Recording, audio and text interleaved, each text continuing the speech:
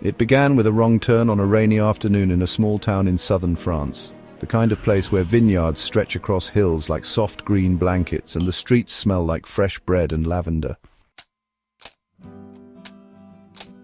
Her name was Emilia, 17, a foreign exchange student from Sweden, sent to spend 1 year abroad before university. She loved photography, rainy mornings, and the feeling of being unknown in a new place. His name was Theo, 18, a boy from the town, son of a baker, quiet but kind. He had lived in the same village his entire life and had no plans to ever leave it.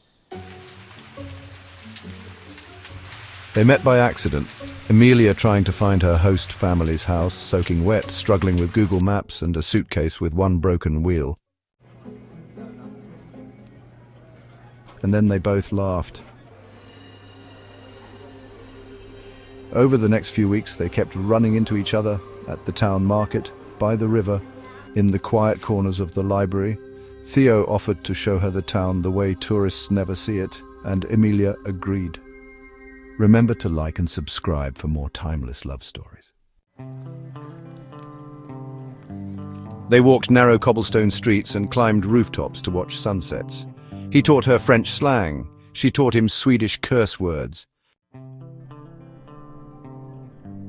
He took her to his father's bakery before sunrise to try the first croissant of the day. She took pictures of him when he wasn't looking. They grew close, then closer.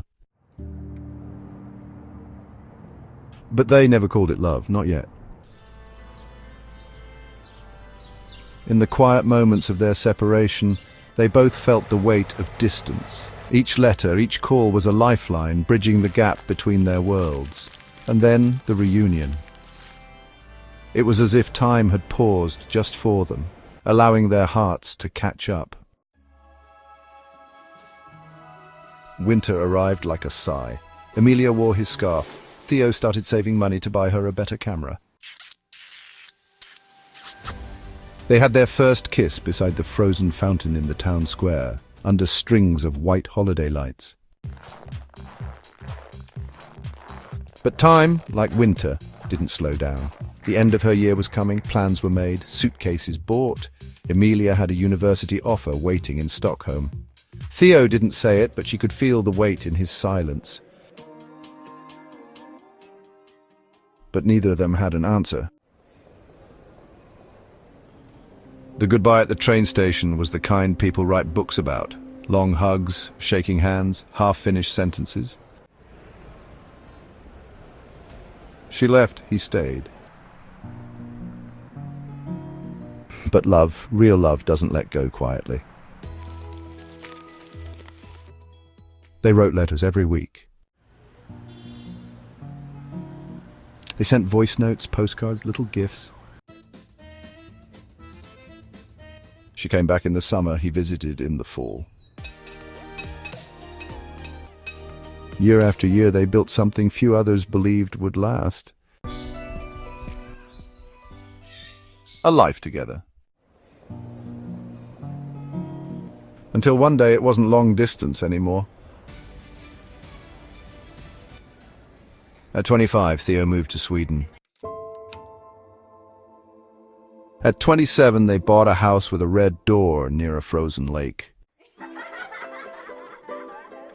At 30, they had twins, a girl named Lune and a boy named Henri. On their 10th anniversary, they visited the same French train station where they once said goodbye, this time with no departure in sight. They grew old together with flour on their hands and stars in their stories. She opened a photo gallery, he opened a bakery, just like his father. And every evening, no matter how tired they were, they sat under the sky with their children and pointed out constellations, because that was the first language they ever spoke together, the language of stars.